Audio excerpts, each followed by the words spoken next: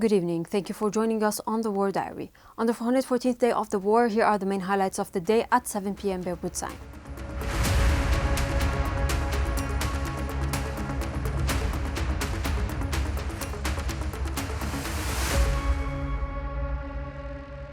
We begin with the situation in Lebanon.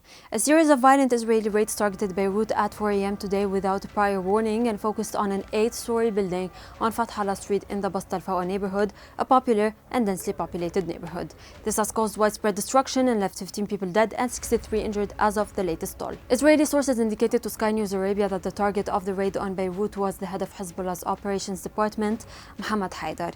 The fate of Haidar remains unknown. Hezbollah MP Amin Sherri, who visited the scene, said that no figures from the group were in the targeted building. Until now, no official confirmation has been issued. In Beirut's southern suburbs, intense Israeli raids targeted buildings in Hadath, Shweifet Amrosiyeh and Saint Therese on Saturday, following evacuation appeals issued by Israeli Army's Arabic-speaking spokesperson Avichai Atrai. In Tyre, according to a provisional report from the Ministry of Health, 5 people were killed and 19 others seriously injured in a strike. For its part, media reports indicated that Hezbollah repelled Israeli soldiers who were attempting to advance into Biyada, leaving several of their ranks dead and wounded. 5 people were killed and several others wounded in Rumin in the Nabatiyeh Gaza. The Israeli army attempted several ground incursions in Khiyam and Shama. Over the past 2 days, Hezbollah has claimed responsibility for some 20 attacks on Israeli soldiers in Khiyam. Israeli artillery fire pounded several villages, including Haruf, Bint Jbel, Shama, Ter Harfa, Khiyam, and Bazuriyeh, where one house was completely destroyed.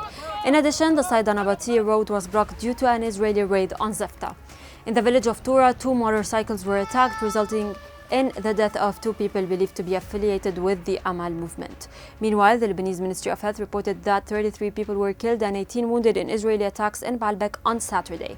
These included 20 killed in Shmistar, 3 in Britel, 5 in Fulay, and 5 in Budai. For its part, Hezbollah announced that it had targeted the settlements of Kiryat Shmona and Safed 3 times with rocket salvos.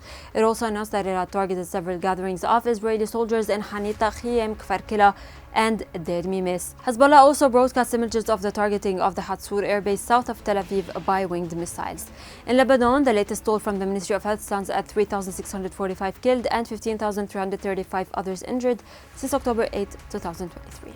In Gaza, the besieged Strip's civil defense announced on Saturday morning that 19 people, including at least 6 children, had been killed in Israeli nighttime strikes and fire in several parts of the Palestinian territory. The death toll in Gaza since the beginning of the war at 7 p.m. Beirut time. Gaza's Ministry of Health has recorded 44,176 dead since the start of the war. On the diplomatic front, U.S. Defense Secretary Lloyd Austin reiterated on Saturday the United States' commitment to a, and I quote, diplomatic solution in Lebanon during an exchange with his Israeli counterpart, Israel Katz. He stressed, and I quote, the safety and security of the Lebanese armed forces and UNIFIL forces, Reuters reported.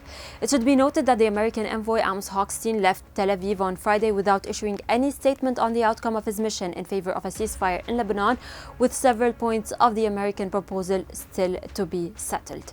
On Saturday, Turkish President Recep Tayyip Erdogan welcomed, and I quote, the courageous decision by the International Criminal Court to issue arrest warrants for Israeli Prime Minister Benjamin Netanyahu and his former Defense Minister Yoav Gallant.